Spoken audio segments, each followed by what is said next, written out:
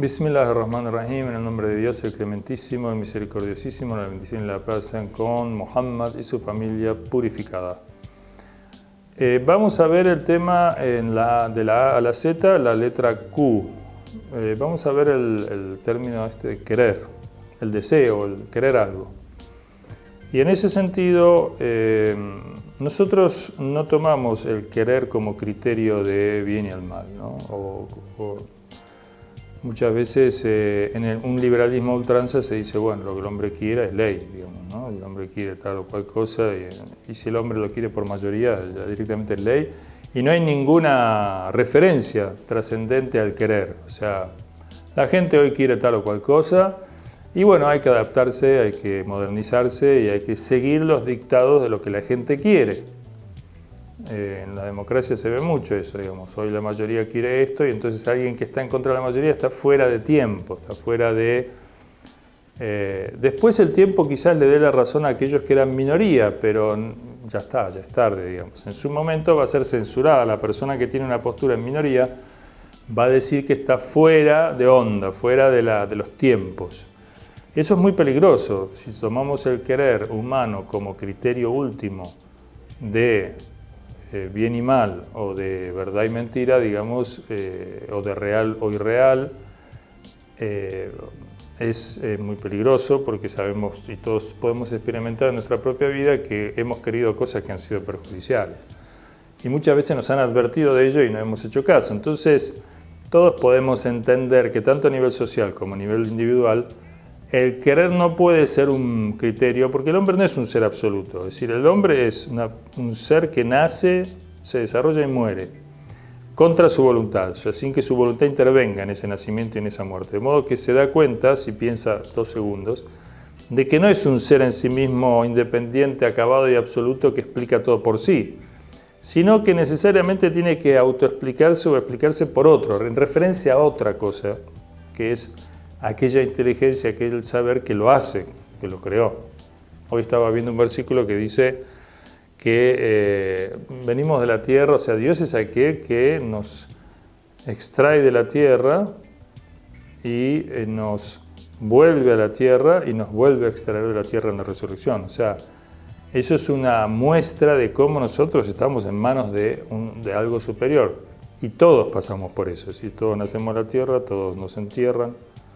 Y vamos a ver, eso nos lo dicen los profetas, que vamos a resucitar.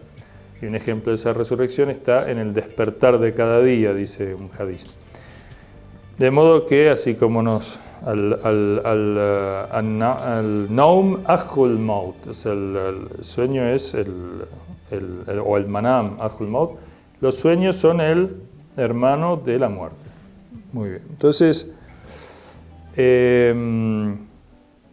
en esa medida entonces nos damos cuenta que nosotros somos algo que no nos explicamos por sí mismos, que no somos absolutos, que somos dependientes, y entonces nuestro querer debe ajustarse a esa realidad que nos trasciende.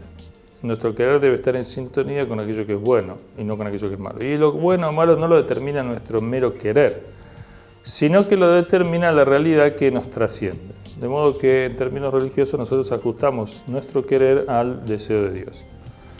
Testimoniamos que Dios es uno, que Muhammad es un mensajero y que aquello que nos ordena es obligación y aquello que nos prohíbe está prohibido y no debemos hacerlo. De modo que ajustamos nuestros deseos y el Corán dice que el profeta está por encima de nosotros. De modo que los deseos del profeta con relación a nosotros, sus órdenes o sus prohibiciones, son superiores a nuestros deseos y que así los deberíamos considerar. Y que sus deseos son superiores a los nuestros porque sus deseos se basan o están en armonía o sometidos a los deseos de Dios. Y los deseos de Dios son pura bendición. De modo que si Dios nos prohíbe algo, no debemos hacerlo. Pero fíjese, hoy en día la gente, por ejemplo, discute una ley. Vamos a cualquier ley, vamos a pensar cualquier ley hoy en día, toda la cuestión que se habla. Por ejemplo, el tema de la consideración acerca, por ejemplo, de la cuestión sexual, que hoy la educación sexual que se hable y demás. Nosotros allí ajustamos deseos a los deseos de Dios. Bueno, hay toda una discusión, ¿cuáles son los deseos de Dios? Nosotros, el Corán dice que los deseos de Dios se expresan a través del profeta, es decir, el profeta es el encargado de hablar, porque Dios directamente no nos habla a nosotros.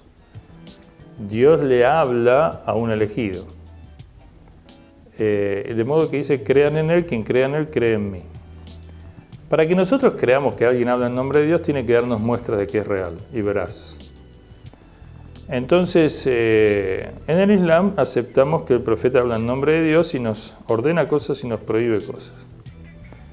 Entonces nosotros ajustamos nuestros deseos a los de él. Por ejemplo, en un parlamento islámico se lee el Corán, se estudia, se consulta con los sabios, la referencia en la constitución, por ejemplo, de un país islámico, en el caso de la República Islámica, que es el país más seriamente islamizado, los demás mezclan las cosas con legislación occidental, dependencia, coloniaje, etcétera, digamos, tienen las cosas bastante mezcladas. En el caso de la República Islámica, bastante bien, digamos, bastante ajustado, bastante correcto y bastante modelo en sí, sin ser ese ideal todavía de Islam. Y entonces ahí se ajustan, inclusive hay un consejo de guardianes, se llama Consejo de Guardianes de la Constitución, y de que el Parlamento, todas las leyes que elabora y sanciona y demás estén en armonía con el Corán y con la Constitución, de modo que, y el Corán a su vez, la Constitución supeditada. Ahí está, en la práctica vemos cómo concretamente, digamos, hay una subordinación a los deseos de Dios. Los deseos nuestros o sociales a los deseos de Dios. De modo de no autoperjudicarnos. Por más que nosotros, dice el Corán, dice a veces podéis querer algo mucho, digamos, desear, amar algo y es perjudicial para vosotros. Y podéis despreciar algo mucho y es bueno. Entonces, esta ley ya lo que muestra es que nosotros no podemos ser criterio acabado último de nosotros mismos. Entre los griegos había un hombre muy famoso, un sofista, Georgia creo que se llamaba, si no me equivoco ahora, que decía el hombre es la medida de todas las cosas, lo que quiere el hombre es ley. Pero Sócrates, Platón, Aristóteles lo enfrentan a este hombre, ¿no? Dicen, no, eso es una barbaridad, el hombre no es un ser absoluto, es un ser dependiente, bueno, y filosóficamente le demuestran que no es así. De modo que el tema entonces es que, bueno, hay que ajustar los deseos y conocer a Dios. Por eso la máxima del profeta, conócete a ti mismo, quien se conoce a sí mismo conoce a Dios, y quien conoce a Dios conoce los deseos.